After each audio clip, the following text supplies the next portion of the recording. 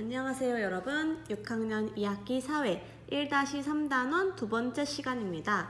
지난 시간에 우리는 우리나라와 가까이 있는 이웃나라의 자연환경과 인문환경에 대해서 알아보았어요. 이번 시간에는 우리나라와 이웃나라 사람들의 생활 모습을 비교해 볼게요. 여기서 이웃나라는 여전히 중국, 일본, 러시아가 되겠습니다. 이웃나라 사람들은 언어, 풍습, 의식주 등 여러 면에서 다양한 모습으로 살고 있다. 모든 별로 주제를 정해 이웃나라의 생활 모습을 조사하고 그 특징을 알아보자. 의식주, 언어, 풍습, 또 어떤 것들이 있을까요? 종교라든지 예절 같은 것들도 있겠죠. 이 중에서 내가 만약에 조사한다면 어떤 것을 선택하고 싶은지 골라서 적으면 되겠습니다. 자, 교과서에는 이웃나라의 문자를 조사한 사례와 이웃나라의 식생활을 조사한 사례가 나올 거예요. 교과서 65쪽으로 넘어가 볼게요. 이웃나라의 문자입니다. 사랑모둠이 조사한 보고서에 따르면 우리나라의 표지판, 중국의 표지판, 그리고 일본의 표지판이 나와 있어요. 러시아는 밑에 있어요. 왜 러시아만 따로 밑에 있는지는 공부해보면 알게 될 겁니다. 우선 우리나라의 표지판을 보면 한글과 한자가 섞여 있고요. 중국의 표지판은 한자로 이루어져 있고요.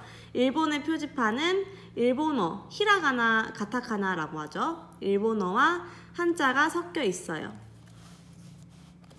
한자로 학교는 배울 학자의 학교 교자를 써서 요게 한자예요. 근데 이거를 한글로 풀었으면 학교라고 쓸 수 있고요. 중국어로 쓰면 교자는 똑같은데 학자가 살짝 단순해진 걸 볼 수 있어요. 그리고 일본어도 중국어와 똑같은 문자로 적혀 있는 것을 볼 수 있어요. 교자는 똑같은데 학자가 좀 단순해졌죠? 여기 읽어볼게요. 중국과 일본의 간판은 매우 비슷하다. 여기 보니까 상당히 비슷하다는 걸 알 수 있죠. 일본이 중국의 한자와 한자의 일부를 변형하거나 간단하게 만든 가나를 사용하기 때문이다. 가나는 일본 문자를 일컫는 말인데요. 히라가나와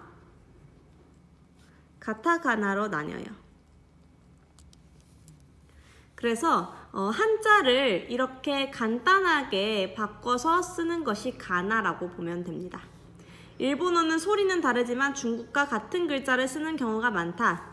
여기 학교라는 글자도 중국과 글자 자체는 모양이 똑같아요. 하지만 소리가 발음이 살짝 다르다는 점. 중국어로 학교를 발음한 거랑 일본어로 학교를 발음한 거를 비교해서 들려드릴게요. 学校 学校 学校 学校 자, 문자는 똑같은데 소리가 좀 달랐죠? 우리나라에서도 한자가 표기된 안내판을 쉽게 볼 수 있다. 또 우리말에는 한자어도 많다.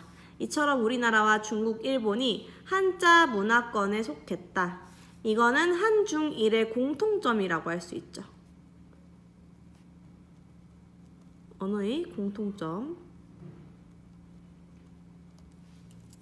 그 이유는요, 지리적으로 가까이 있어 오래전부터 활발하게 교류했기 때문이다. 지리적으로 가까이 있어서 교류가 쉬웠기 때문이에요. 한쪽만 앞으로 가보면 지도를 볼 수 있어요. 우리나라와 중국 그리고 일본은 지리적으로 아주 가까이에 붙어 있기 때문에 언제든지 이렇게 교류를 할 수가 있었어요. 그러다 보니까 언어까지도 비슷해질 수밖에 없었다는 점. 그런데 러시아를 볼게요. 러시아 문자는 그리스 문자의 바탕을 둔 키릴 문자가 변형된 것이다. 러시아 문자는 한자 문화권이 아니고 그리스 문자의 바탕이 있어요. 러시아 문자에는 그리고 영어 알파벳처럼 대문자와 소문자가 있습니다. 우리 한국어, 중국어, 일본어에는 대문자, 소문자가 없어요. 그쵸? 근데 러시아는 보면 한글로는 대한민국인데 그리스 문자로는 이렇게 나타내고 러시아 문자로는 이렇게 나타낸다고 합니다. 생긴 것이 상당히 비슷하죠? 똑같지는 않지만 그 이유가 그리스 문자의 바탕을 두고 만들어진 게 러시아 문자이기 때문이에요. 선생님이 러시아 문자로 이렇게 써진 것도 발음 어떻게 하는지 보여드릴게요. Корея, Корея, 러시아도 우리나라의 분명 이웃 나라에 속해 있는데요. 중국, 일본보다는 차이점이 더 많다고 볼 수 있어요. 그 이유를 앞에 지도를 다시 보면 알 수 있습니다. 지도를 보면 러시아에는 서남부의 인구가 몰려서 살고 있었어요. 그쵸? 여기는 노란색이라서 사람이 별로 없고요. 이쪽에 인구가 집중되어 있어요. 이쪽이 평야가 많고 날씨가 조금 더 온화하기 때문이었죠? 근데 이쪽은요, 우랄 산맥을 기준으로 유럽 대륙에 속해 있어요. 그러니까 러시아는 영토는 대부분이 아시아지만 인구의 수는 대부분이 유럽에 있어요. 그렇다 보니까 아시아 문화보다는 유럽 문화와 조금 더 가까운 양상을 띱니다.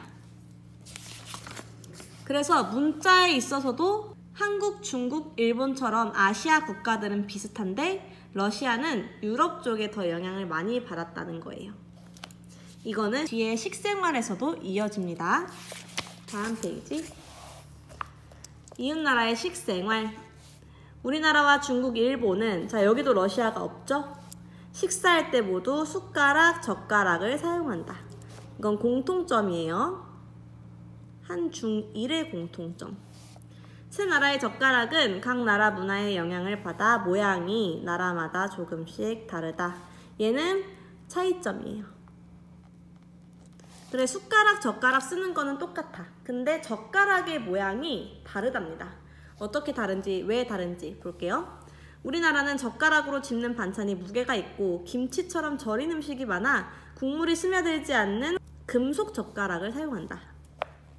그쵸? 우리나라에서는 나무 젓가락보다는 보통 금속 젓가락을 여러 번, 다회 사용하죠. 중국은 둥글고 큰 식탁에 빙 둘러앉아 음식을 한가운데 두고 먹기 편하도록 젓가락이 길대요.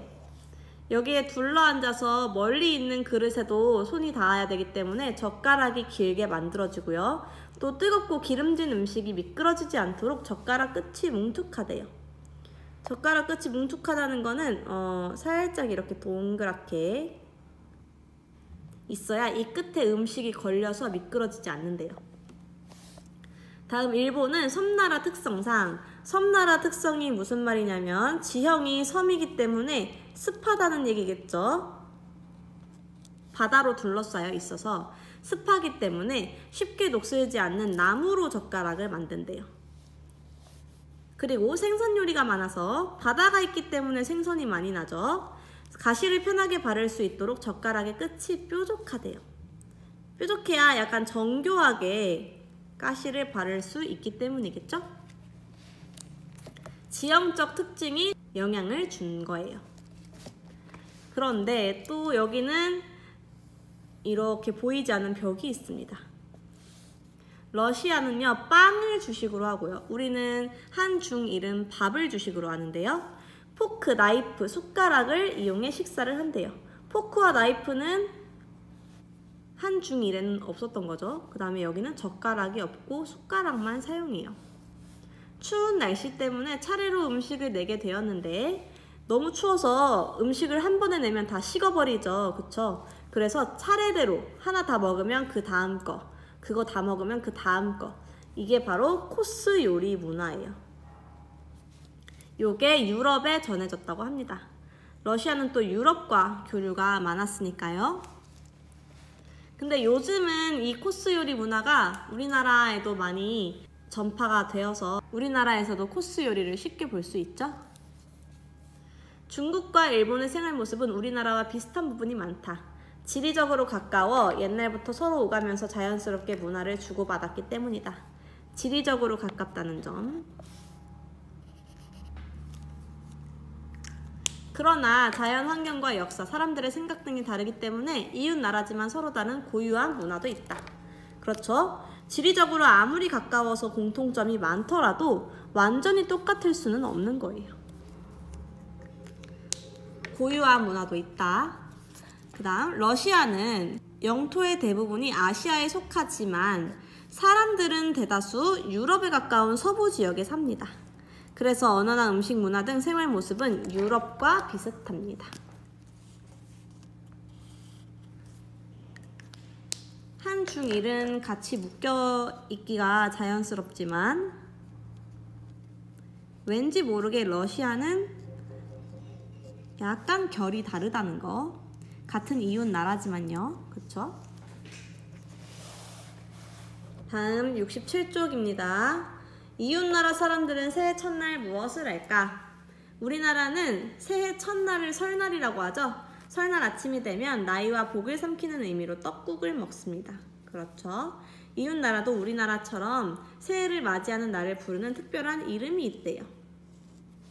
이날의 풍습도 나라마다 조금씩 다르고요. 하지만 행운을 빌면서 새로운 한 해를 맞이하는 마음 자체는 비슷하다.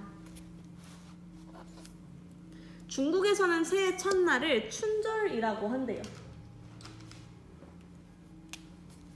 춘절. 중국인들은 대문에 복자, 한자를 거꾸로 붙여놓는 풍습이 있는데 이는 복이 들어온다라는 뜻이 되기 때문이라고 한다. 그리고 중국인들은 춘절에 복을 써서 먹는다는 뜻으로 만두를 먹기도 한대요. 우리나라는 떡국인데 여기는 만두를 먹는데요. 복자를 거꾸로. 일본에서는 오쇼가스라고 부르는데 신사나 절을 찾아서 행운을 비는 것으로 새해를 시작하고요. 떡국은 떡국인데 존이라고 하는 찹쌀로 만든 떡국을 먹는데요. 어린이들은 어른들께 새해 인사를 하고, 요거는 우리나라 세배랑 비슷하죠. 세배. 그리고 세뱃돈, 우리나라의 세뱃돈을 얘네는 오토시다마라고 부른대요. 마지막 러시아입니다. 러시아의 새해 첫날 이름은 노비고트고요. 국가를 연주하고 불꽃놀이로 새해 시작을 딱 알린대요. 제야의 종소리 듣는 것처럼 불꽃놀이로 시작을 알리면 러시아인들은 샴페인을 터뜨리고 약간 유럽 느낌 나죠? 덕담과 함께 선물을 주고받는다. 최근에는 스카이 랜턴이라는 소형 열기구를 띄우면서 소원을 비는 풍습이 생겨났대요. 이거는 풍등이라고도 하는데 러시아만의 고유한 풍습은 아니고 여러 나라들에서 풍등을 띄우고 있어요. 근데 이 풍등이 지금 선생님이 영상 하나 띄워줄 건데 보세요.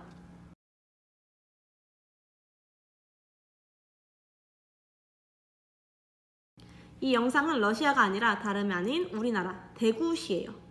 이렇게 풍등을 한 번에 많이 띄우게 되면 정말 장관이고 멋있죠. 근데 한편으로는 쓰레기 문제라든지 환경 파괴 또는 화재의 위험이 있다고 합니다.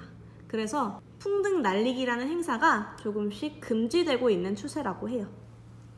자, 그러면 공책 정리하고 마무리하겠습니다.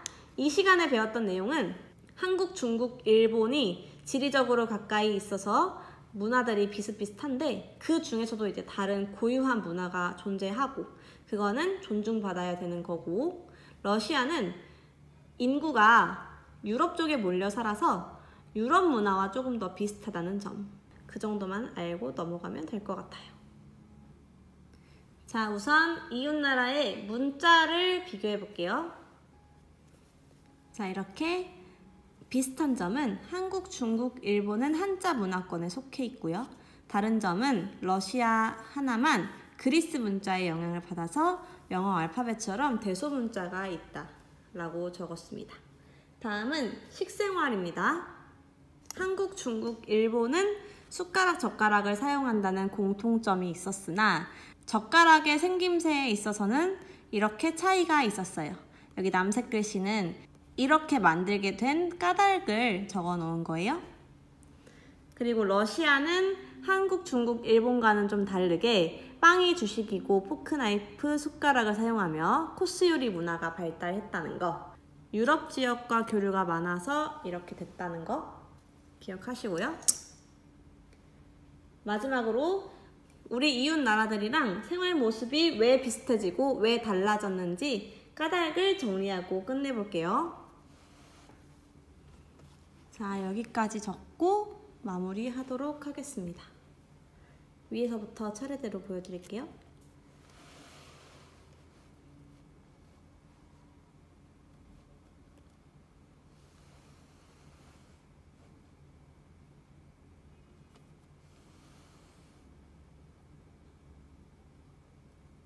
수고하셨습니다.